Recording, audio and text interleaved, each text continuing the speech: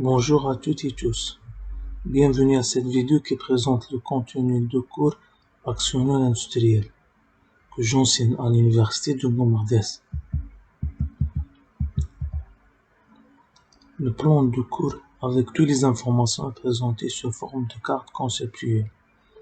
Le cours est divisé en 3 chapitres d'apprentissage. Chaque chapitre d'apprentissage est traité à travers 2 séquences pédagogiques permettant l'assimilation des concepts prévus. Cette assimilation est consolidée par des activités d'apprentissage où ces notions sont mises en œuvre. Chapitre 1. Généralité sur les systèmes industriels. Cette unité englobe toutes les notions de base nécessaires sur les actionneurs industriels, les avantages et inconvénients des systèmes automatisés de production. Elle permet de décomposer le système automatisé de production par description structurelle. Chapitre 2. Les actionneurs électriques.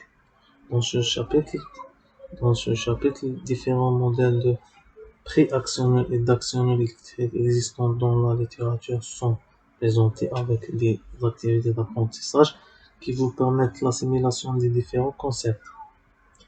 Chapitre 3. Les actionneurs pneumatiques et hydrauliques. Dans ce chapitre, différents modèles de pré-actionneurs et d'actionneurs pneumatiques et hydrauliques existants dans la littérature sont présentés avec des activités d'apprentissage qui vous permettent l'assimilation des différents concepts. Il y aura les caractéristiques et applications spécifiques de chaque type d'actionneur. Chapitre 1. Généralité sur les systèmes industriels. Dans ce chapitre, l'étudiant apprend un ensemble de définitions principales, comme l'automatisme industriel, l'informatique, le système automatisé, l'automatisme et l'informatique industrielle. Ensuite, l'étudiant apprend les avantages et inconvénients de l'automatisation industrielle.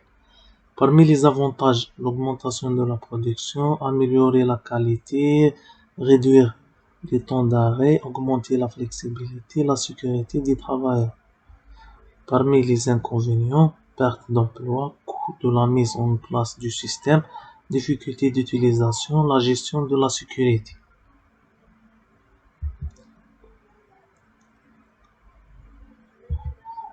Aujourd'hui, l'automatisation industrielle est rendue possible par une variété de technologies, notamment les réseaux d'automatisation industrielle. IHM, une interface en machine, permet aux opérateurs d'interagir avec les systèmes automatisés, et les systèmes SCADA, en anglais Supervisory Control and Data Acquisition, est un système de contrôle et d'acquisition de données.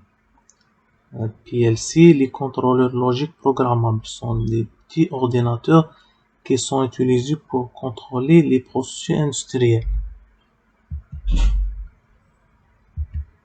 Description structurelle d'un système automatisé. Tous les systèmes automatisés de production possédant une structure qui se présente sous la forme suivante. Il y a 3 parties. La partie opérative, c'est la partie visible du système. Elle comporte les éléments du procédé, c'est-à-dire des préactionneurs, les actionneurs et les capteurs. Il y a la partie commande et aussi la partie relation. La partie relation, c'est la partie qui permet le dialogue entre l'homme et la machine. Sa complexité dépend de l'importance du système. Parmi les exemples des systèmes automatisés industriels, la figure présente une chaîne de production d'automobiles et aussi dans cette figure une ligne de fabrication automatisée, la ligne Savonic. Chapitre 2. Les actionneurs électriques. Dans les milieux industriels, les actionneurs électriques sont des moteurs destinés à transformer une énergie d'entrée électrique en énergie mécanique. Et les préactionneurs font partie de la chaîne d'action. Pratiquement, les préactionneurs électriques assurant la distribution de l'énergie de puissance aux actionneurs sur l'ordre de la partie de commande.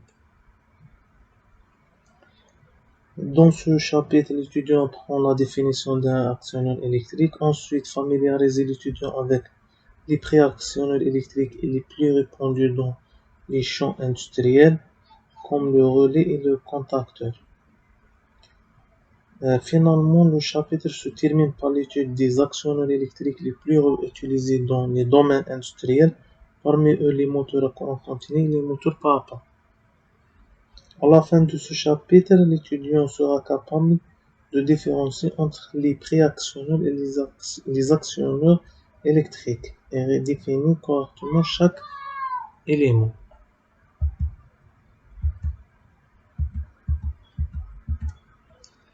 Chapitre 3. Les actionneurs pneumatiques et hydrauliques. Les actionneurs pneumatiques et hydrauliques sont des dispositifs largement utilisés dans les systèmes de contrôle et d'automatisation pour convertir l'énergie pneumatique ou hydraulique en mouvement mécanique.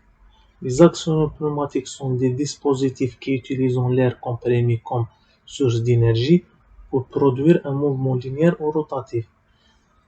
Par contre, les actionneurs hydrauliques utilisent des fluides hydrauliques sous pression pour générer les mouvements. Dans ce chapitre, l'étudiant apprend la définition d'un actionneur pneumatique et hydraulique.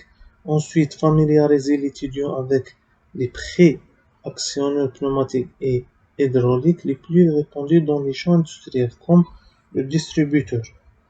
Finalement, le chapitre se termine par l'étude des actionneurs pneumatiques et hydrauliques les plus utilisés dans les domaines industriels, parmi eux les vérins.